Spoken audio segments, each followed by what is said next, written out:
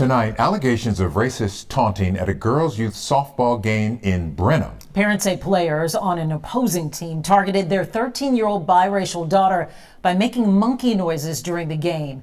That team is now banned from the league. But the family tells our show Mercedes that's not enough. Video from a youth softball game now at the center of a controversy. During a May 9th matchup between Texas Charm and the Texas Terminators, Heather Lee, the mother of the Terminators pitcher, says her daughter was harassed in the second inning. And it carried on through the entire rest of the game. Even when she was at bat. My husband, who is in the dugout, we are not talking at the moment, he texts me and he's like, are they doing what I think they're doing? What was happening on the field to resolve this or to make it stop? Oh, nothing. I didn't even notice any let up on it at all. Head coach Louis Mata says he heard the monkey sounds too and took his concerns to the umpire. He elected to not get involved and told us that unless the opposing team is verbally saying derogatory terms to any of our players, that he's not going to do anything about it. Did you approach the... I'm going to tell you something. Racism is so gross. How is it that you find yourself at a kid's softball game, and because the child is biracial, you find yourself making monkey noises? See, let me tell you something. What I've learned about racism is it's so ignorant, it's so foolish, it's so insecure, it's so poisoned.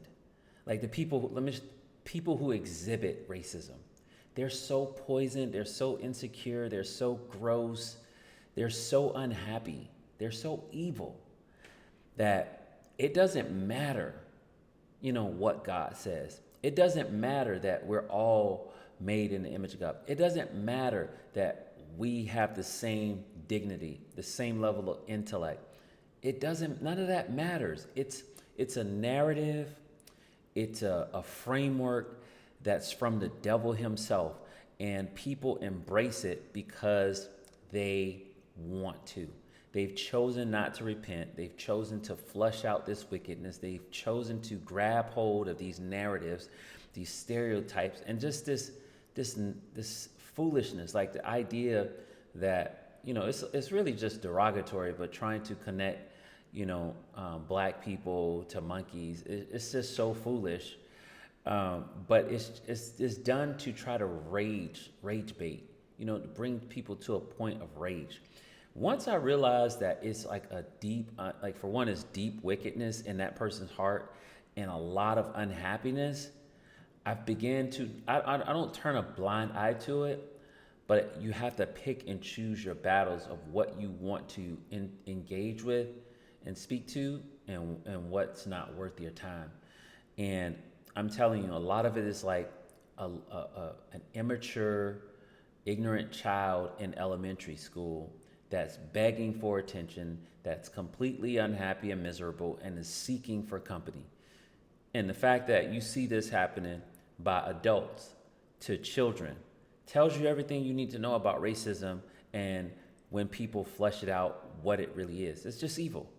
It's outright evil. And you got to have some sort of backbone to call it out and to yield consequences for it. Like anybody who was making monkey noises should have been just put out the game. The umpire should have put him out the game.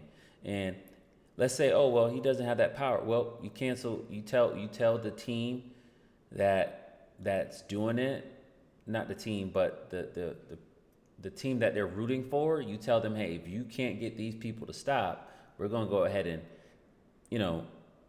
give some sort of penalty or cancel the game and put a loss on your record. Like there has to be consequences for wickedness. You can't babysit. And the fact that he was like, well, if they don't start calling them derogatory, you need them to be called names to do something. Yeah, nah, it don't take all that. It's we know what it is. There was this one guy, I forget his name. He got arrested. He used to go around using the N-word, a white guy, and he used to say, oh yeah, look at him chipping out, like, chimping out, like making a connection to monkeys. You know, that was his way of trying to be insulting. It's the same thing, like deep wickedness and unhappiness in these people. I'm telling you. Their team's coach. I did.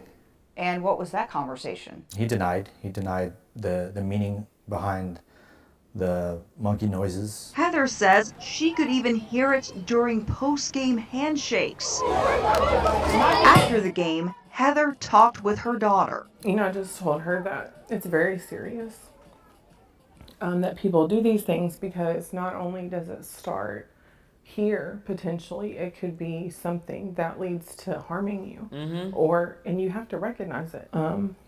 I asked her, of course, how she felt, and like I said, she's very strong, and she said, Mom, you know, I don't care what they have to say about me.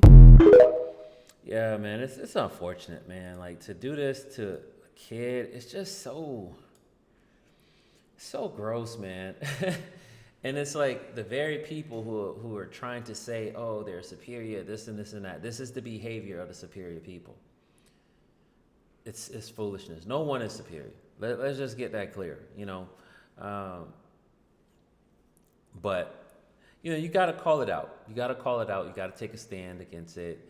You know, you can't let it bully you, because that's and to make you fearful, because that's really the aim. Like, to make you afraid, or to make you believe it, or to bully you into a corner.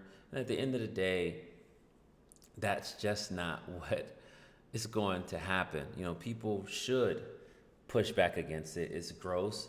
And I always say this: if you feel that strongly about someone that has no value, what does that tell you about you?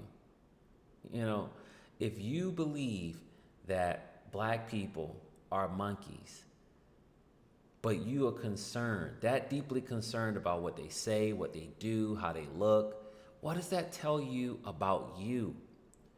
The reality is that they know it's not true, but the evil in them, the unhappiness in them wants to make them feel better. So they point and blame and call names and grab hold of these gross ideologies, and they live their lives through it, and that's their choice. But the good thing is that God has final say, and he will judge. He will judge justly.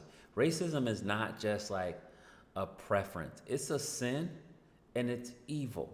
That's what it is. And there's so much history that people, you know, I've learned that people don't like to talk about history, because history tells a story, and it shows who and what we are and where we've come from.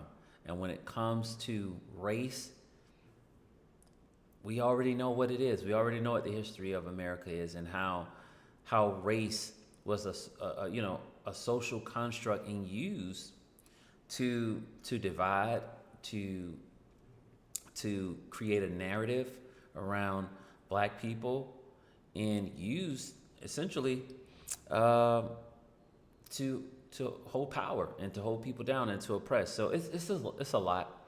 But at the end of the day, I'm glad that the mother, you know, had the conversation with her daughter. And to those who are making those noises, you know, it just shows who you are, and you will meet God.